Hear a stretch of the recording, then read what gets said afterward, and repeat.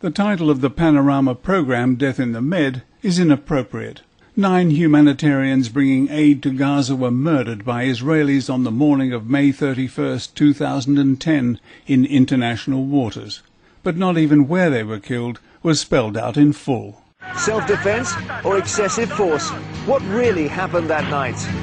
Whatever happened, the BBC's panorama team failed to give a balanced view of it, and it would take twice as long as the actual programme to do a full analysis. But here's an excerpt which sets the tone for this so-called documentary. The first helicopter hovered over the top deck of the ship. The commandos inside were armed with non-lethal weapons, but each man also had a pistol.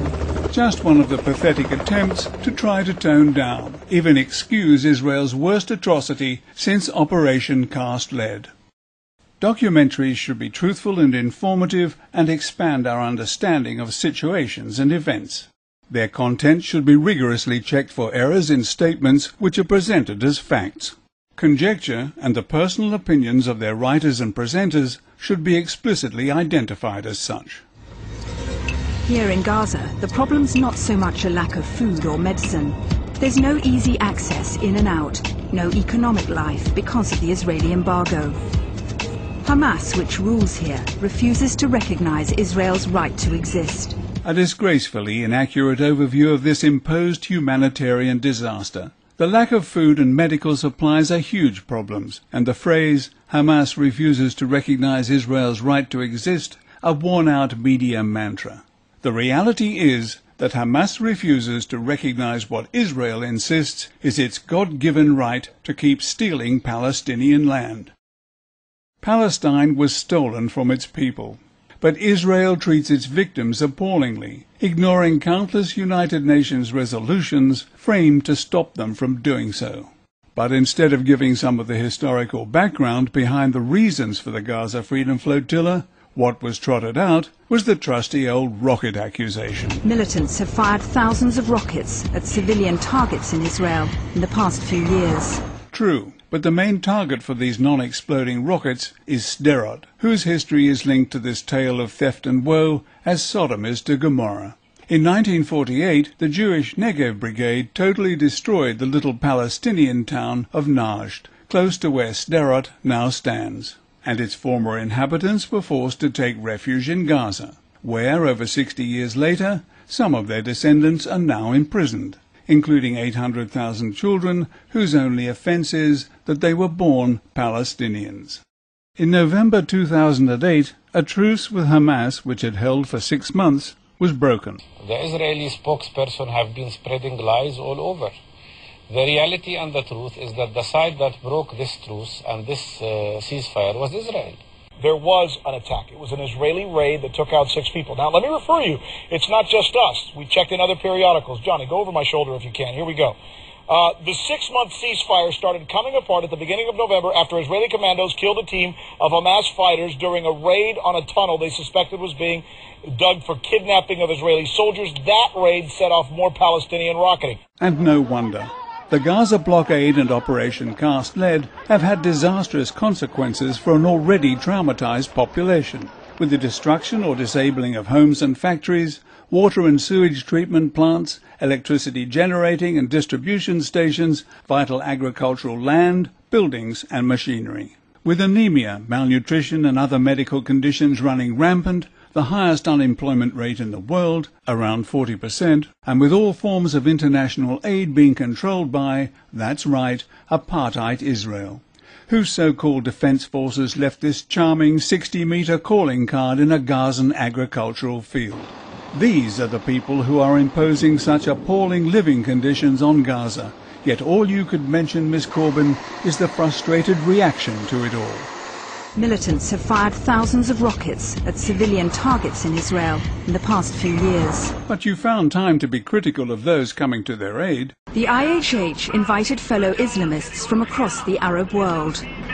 Several of them made speeches against Israel on board. Then the head of the IHH, Bülent Yildirim, turned up the rhetoric. A totally unwarranted remark. The rhetoric is certainly being turned up, not by those on board the ship, but by the biased BBC.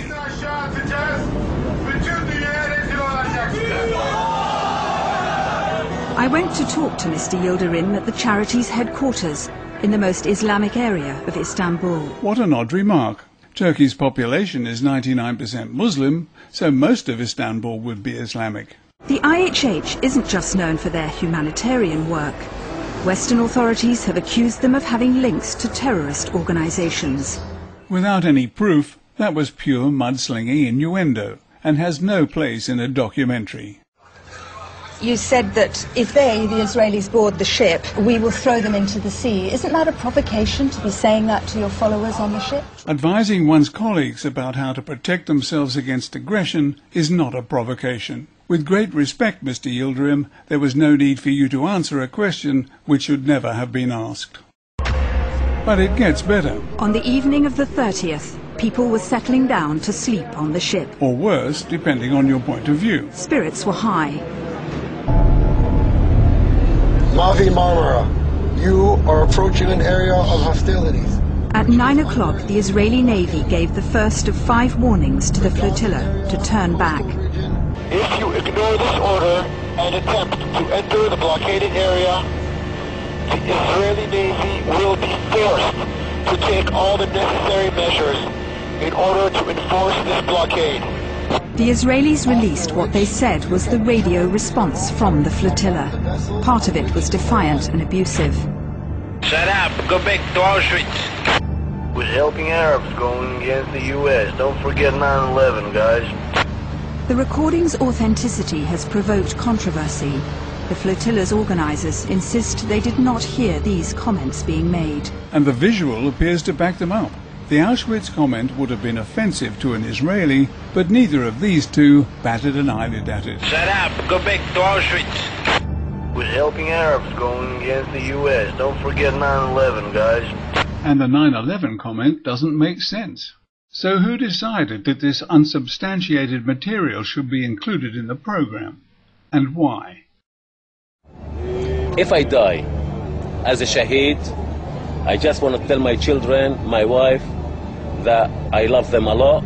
Their father died for a really good cause. A sincere message from a husband and father? Not according to Miss Corbyn. At least one man openly boasted he'd be prepared to die as a shaheed, a martyr, fighting the Israelis. The program was peppered with this kind of hyperbole. Video shows IHH activists cutting metal bars from the ship's railings that night. As though it was not good form to be prepared for a possible attack. The security cameras on the ship show the IHH men on the top deck with bars and wooden staves. A former US Marine turned activist was assigned to the second deck. His name, Ken O'Keefe. I was given the opportunity to either be a part of filming or witnessing or actively defending the ship, and I made the decision to defend it. Although that could lead to confrontation. The real problem here is the occupation, the blockade. That is the problem. It must end. Now, if it requires confrontation in which we use non-lethal force to defend ourselves and our mission, then so be it. The UN Commission has called Israel's and Egypt's blockade of Gaza a war crime. Making the blockade's enforcement a war crime as well, and giving those on the ship every right to resist under international law. But the BBC failed to mention that. Instead, Jane Corbyn's commentary has an air of faint disapproval about the way those on board the ship reacted to the Israeli threat. Yet these compassionate people from various countries and walks of life were putting their lives at risk, attempting to do what the United Nations has failed to do since June 2007. By now, there weren't just passengers down there. They hauled 2 soldiers down here, bleeding and wounded. An IHH volunteer took charge of the Israeli commandos. Captain R was one of the wounded Israelis taken below. I felt this was the moment. Any minute I am going to die. Unlike 9 of the humanitarians, the anonymous Captain R did not die. He and 2 other commandos were given first aid and later released. They were not held hostage against the demands of the Mavi Marmara's attackers, as they could have been. They were released. But Jane Corbin could not bring herself to acknowledge this indisputable humanitarian action. Me and another soldier found ourselves alone, and we just jumped off the bow into the water. All 3 Israeli commandos were rescued.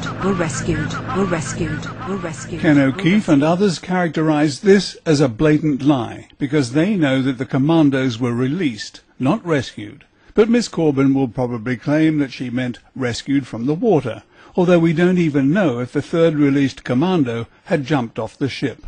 To my way of thinking, Jane Corbin set up her targets very early in the program and was not about to let an inconvenient fact about the actions of the people she seemed determined to denigrate spoil her aim. But did Israel fall into a trap? And what was the real agenda of some of those people who call themselves peace activists on board the Free Gaza Flotilla? As we have already seen, she was determined to turn reality upside down. Isn't that a provocation to be saying that to your followers on the ship?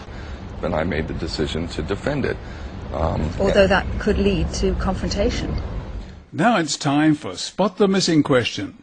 But at least in one case, they did use their weapon, because we found bullets and shells of weapons that is not in use in the Israeli forces. The question that was not asked was, can I see this evidence? A great show was made of some of the weapons that the Israelis say they found on the Mavi Marmara, but of the alleged handgun, not a sign. If I'd been in charge of that exhibition, I would have put it in a special glass case. This segment is from BBC Newsnight, June 1st, 2010. The Israelis have maintained they put people aboard with non-lethal weapons and pistols for their own defence. But this man seems to be carrying a suppressed version of the Uzi submachine gun. Talk about a provocation, but Jane Corbin chose not to question any of the Israelis about that either. Too confrontational, perhaps. The Mavi Marmara didn't break the blockade of Gaza, but it did spark international outrage. Justifiable outrage against the Israelis' use of excessive force, resulting in the deaths of these 9 men. It is well known that the early hours of the morning are when a person's psychological state is at its lowest ebb. So why weren't the Israelis asked why this time was chosen? Wouldn't around 9 a.m. have been a more upbeat and hopeful time for a peaceful conclusion to what everyone must have known was going to be a confrontation? That important issue was never brought up, but there was still time for another metaphorical slap in the face for the humanitarians. So what about the aid the IHH said was the reason for their mission? Some of it's arrived in Gaza from Israel and it's sitting in a warehouse. Mobility scooters, hospital beds and drugs. But I found that 2/3 of the medicines are out of date and useless. Apart from the fact that some of this packaging is still intact, her statement about the drugs being useless is grossly inaccurate. In tests carried out for the US military, the FDA found that 90% of more than 100 drugs they tested were perfectly safe to use even 15 years after their printed expiry dates. So, having attempted to characterize the Gaza Freedom Flotilla's mission as being pretty useless, and gone out of its way to avoid calling the Israelis to account for 9 tragic and avoidable deaths, let's see how Jane Corbin, on behalf of the BBC's Panorama team, presents their findings. At the end of the day, the bid to break the naval blockade wasn't really about bringing aid to Gaza. It was a political move designed to put pressure on Israel and the international community. And in turn, the obvious purpose of Panorama's Death in the Med was designed to take some of that pressure off Israel. The BBC's television and radio services reach an audience measured in hundreds of millions worldwide, but are primarily funded by taxes and license fees paid by the British public, not by Israel or its influential friends. So Panorama's biased and often untruthful treatment of Israel's worst atrocity since Operation Cast Lead should trigger a public inquiry about who is really in charge of one of the most influential broadcasters on the planet.